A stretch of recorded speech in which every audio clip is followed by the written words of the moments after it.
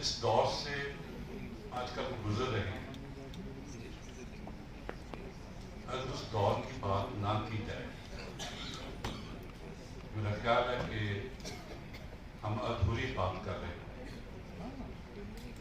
Primarily ہم جلیاں والا باغ بھی بات کر رہے ہیں، لیکن ہم سبھی جانتے ہیں کہ اس کا کانٹیکسٹ جو ہے وہ حال ہے، وہ آج ہے۔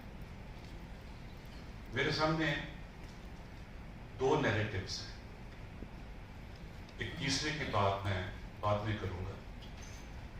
ایک نیریٹیو ہے میرے سامنے 10 اپریل 2022 کا، جب رام نومی کے دن پر ہندوستان میں جو کچھ ہوا، کھرگون میں ہوا، گجرات میں ہوا یا کچھ اور جگہ ہوا، جس میں ایک خاص قسم کی وائلنس آپ کو نظر آ رہی ہے۔ اس وائلنس کے پیچھے ایک پورا ڈسکورس ہے جس کو ہم بہت اگر دھیان سے ڈیفائن کرنا چاہیں تو وہ ہندوتو کمیونل ڈسکورس کے پیچھے کام کر رہا ہے۔ میں یہ بات بہت صاف کر دوں کہ it is not Hindu communalism, یہ اسینشلی ہندوتو کمیونلزم ہے۔ اس میں بہت بھاری ڈفرینس ہے۔ دوسرا نیریٹیو جو میرے سامنے ہے وہ 9 اپریل 1919 کا ہے، جب اسی امرتسر میں رام نومی کا تہوار آبزرو کیا گیا۔ اس سے پہلے رالٹ ایکٹ کے خلاف ہڑتال ہو چکی تھی، اس سے پہلے ڈاکٹر کچلو اور ڈاکٹر ستیہ پال کو بولنے سے منع کیا جا چکا تھا۔ جب وہ تہوار منایا گیا، میں صرف 2 لائنوں میں بولوں گا کہ اس تہوار میں جو پہلے گیت میں بات کی گئی تھی کہ اس تہوار میں ہندو اور مسلمان اور سکھ یہ سبھی اکٹھے ہو کر شامل ہوئے۔ انہوں کو جو آپسی باؤنڈری بہت پہلے نظر آنے لگی تھی، خاص طور پر 19 شتابدی کے آخر سے، وہ باؤنڈری ڈیزالو ہوئی۔ ایک گھڑے سے پانی پیا، اور جیسے پہلے ذکر کیا جا چکا ہے، اس کی اگوائی یہاں کے مسلمان ڈاکٹر بشیر احمد نے کی، حافظ محمد بشیر نے کی۔ اس میں غلام جیلانی تھے یہاں کے مولوی صاحب، انہوں نے ایک جتھا تیار کیا ٹرکش یونیفارم کے اندر کہ جو خلافت کا اس وقت چل رہا تھا، کہ اسی دور میں اس ٹرکش یونیفارم کے بیچ وہ مسلمان نوجوانوں کا جتھا تھا جو اس جلوس کے پیچھے چل رہا تھا۔ یہ 1919 کی بات ہے۔ اس میں خاصیت کیا ہے، میں ایکچولی یہ دیکھنا چاہتا ہوں، اس کا کانٹیکسٹ یہ میں بتانا چاہتا ہوں کہ when we talk about Hindutva communalism, اس کی فاؤنڈیشن میں کیا ہے؟ سمپل کوشچن میں ریز کر رہا ہوں، is it only Savarkar's book on Hindutva? Is it only RSS Foundation in 1925? اگر ہم اس بات کو اس طرح سمپلیفائی کریں گے، یا میں کاؤنٹر کوشچن کرتا ہوں کہ آپ کی ایک طرف نیشنلزم ہے، آپ کے دوسری طرف جو جس طرح کا بھی کمیونل ڈسکورس ہو سکتا ہے، جو 1925 سے پہلے بھی تھا، 1925 میں آیا، 1925 کے بعد میں بھی آیا، ایک وہ ڈسکورس ہے۔ میرا خیال ہے کہ اگر ہم یہ بائنڈری بنانے کی کوشش کریں گے تو ہم شاید اس پرابلم کی جڑ کو سمجھنے میں زیادہ کامیاب نہیں۔ میں صرف ایک بات کا تھیسس پیش کرنا چاہتا ہوں کہ جو ہندوستان میں نیشنلزم کا ادے ہے، اس کی فاؤنڈیشن ہے، اس کی بڑھت ہے، اس کی ڈیولپمنٹ ہے، اس میں 2 ڈسکورسز شروع سے ڈومینیٹ کرتے رہے ہیں، پیرلل چلے ہیں۔ ایک ڈسکورس جو 1857 میں شروع ہوا، جس میں کوکا لہر بھی آتی ہے، جس میں بعد میں پگڑی سنبھال جٹا جو لہر کی پیزنٹس کی وہ آتی ہے، اس میں غدر موومنٹ بھی آتی ہے، اس میں جلیانوالہ باغ بھی ہے، اس میں بھگت سنگھ۔ ایک دوسرا اسٹریم ہے جس کے پیچھے آپ بنکم چندر چیٹرجی کا ناول دیکھ سکتے ہیں، جس کے پیچھے آپ بہت کچھ ایسا دیکھ سکتے ہیں جس میں آپ کو خاص قسم کا کہ ہندو نیشنلزم، جس میں کہا سمجھا جا رہا تھا کہ شاید جو ہندوستان کا جو نیشن ہے اس کے فاؤنڈیشن میں وہ انڈیا پڑا ہے، اینشنٹ انڈیا، جس کی آدھار شلا میں ہندوازم ہے جو نہیں تھا، جس کو ہندوازم کہہ رہے ہیں آپ، ایکچولی ہندوازم ہسٹری میں ایسا نہیں تھا، اس کے ڈفرنٹ سیکٹس تھے، یہ very term was a product of the colonial discourse. اسی کانٹیکسٹ میں میں صرف دو باتیں پنجاب کے بارے میں کہ پنجاب میں اگر لوگوں نے 9 اپریل 1919 کو اکٹھے ہو کے اپنا جلوس نکالا، اس کو سمجھنے کے لیے ضروری ہے کہ ہم یہ سمجھیں پہلے کہ پنجاب کی دھاتر کی استھتی کیا تھی، گاؤں میں، شہروں میں، قصبوں میں، محلوں میں۔ میں صرف دو ریفرنس دینا چاہوں گا۔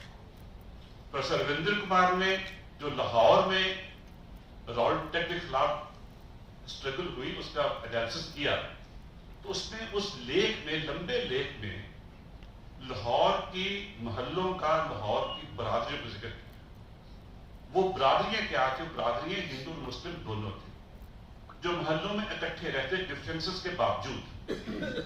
آپ اشتیاق احمد کا بات میں کروں گا جس نے پارٹیشن پر بڑی کتاب لکھی ہے، وہ بھی کہہ رہے ہیں کہ there were certain differences، پر اس کے باوجود جو پنجاب کے لوگ تھے، ہندوستان کے لوگ تھے، وہ اپنی زندگی اکٹھے گزار رہے تھے۔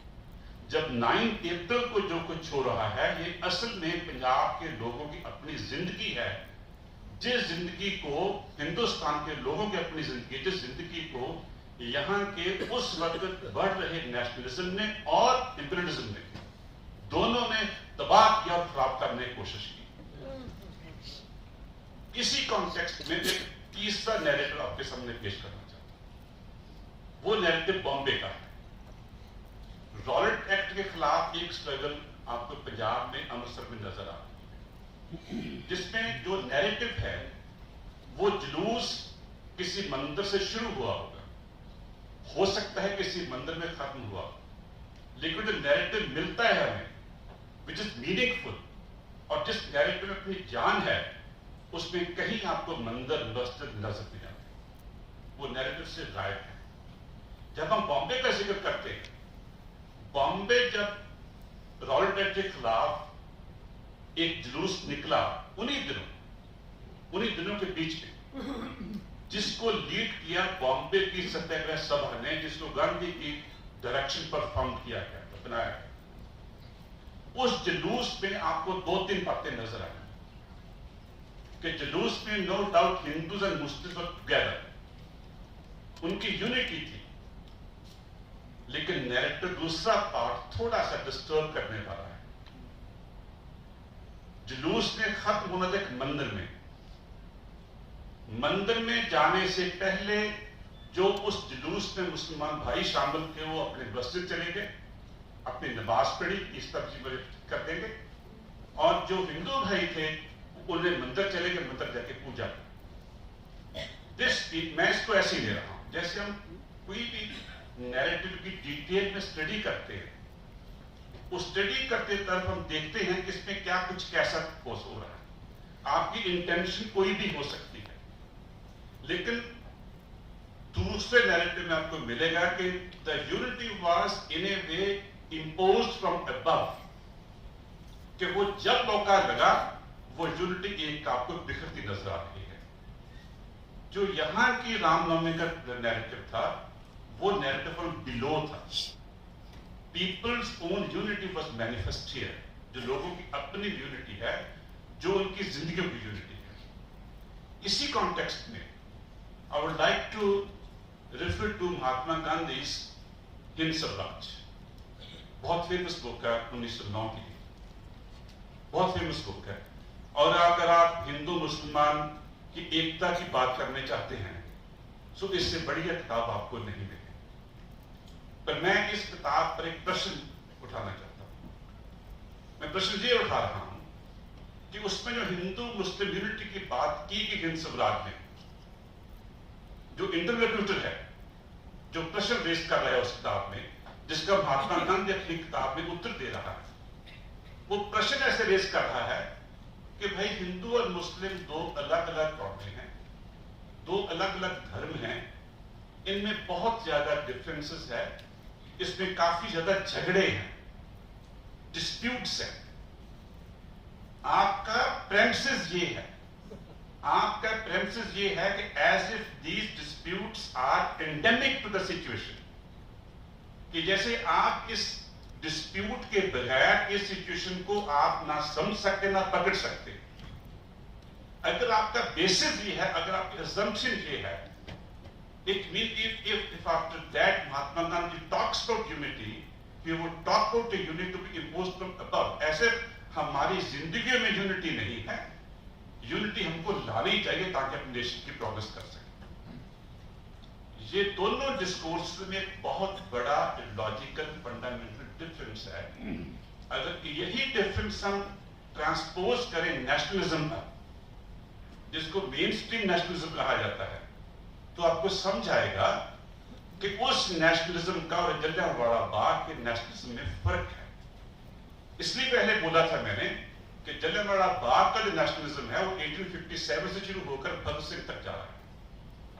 उसमें एक डिफरेंस आता है, there is a logical difference in that.